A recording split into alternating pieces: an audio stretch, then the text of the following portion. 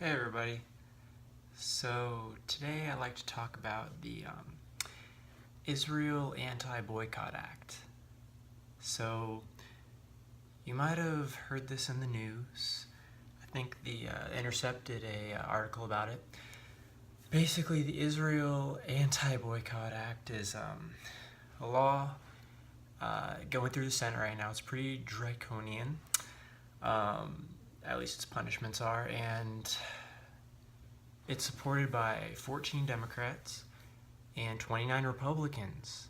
Okay, so that is 43 people in the Senate right now are pushing forward with this bill. Now, this bill was introduced by Benjamin Cardin. He's a Democrat from Maryland. He's a senator. And there's also a similar piece of legislation going on right now in the House of Representatives.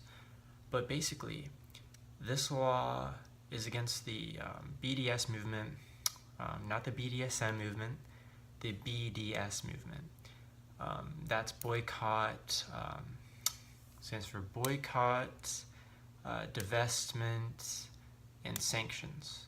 So boycotting has to do with Israel boycotting companies that are complicit with punishing Palestinians, with oppressing them. Divestment means opposite of investment. It means withdrawing investments from companies that oppress Palestinians, and boycott Israel.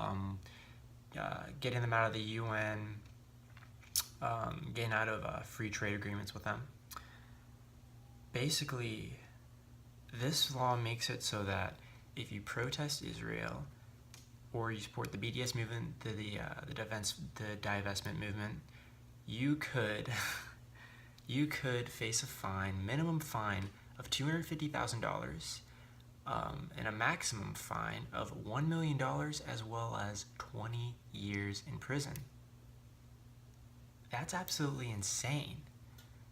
That is absolutely, to think that there are 43 senators right now who are putting forward this bill. And by the way, two of those senators, Chuck Schumer and Kirsten Gillibrand, are behind this. I mean, you've got to be kidding me. Kirsten Gillibrand, we all know Chuck Schumer's pile of garbage, but then Kirsten Gillibrand, she's being floated around as a potential 2020 candidate, like the next Hillary Clinton. Like, yeah, like that worked out well. You got to be kidding me.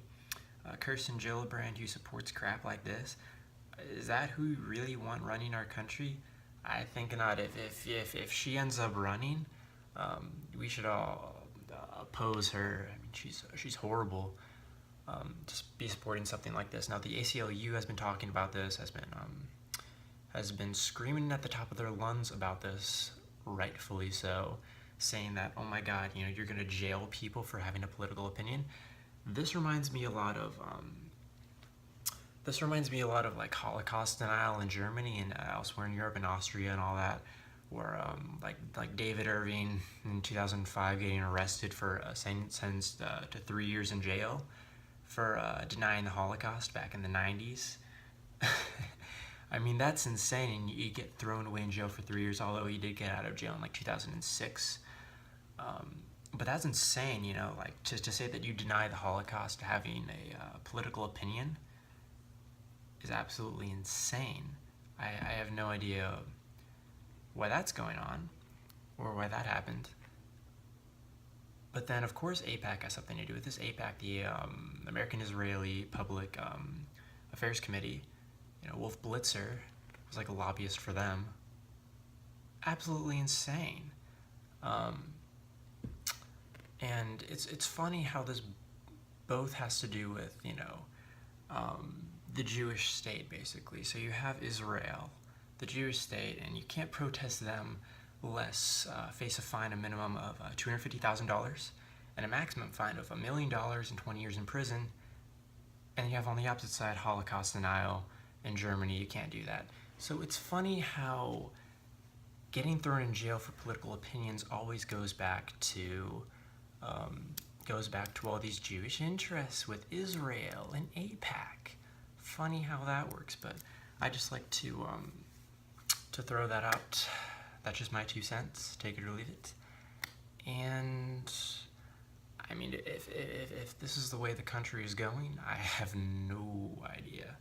No idea. I have no idea what to expect. But like I said, AIPAC, criminal organization, similar to what's happening right now in Europe. Absolutely horrible. Absolutely horrible. All right. Well, catch you in the next video. See you later.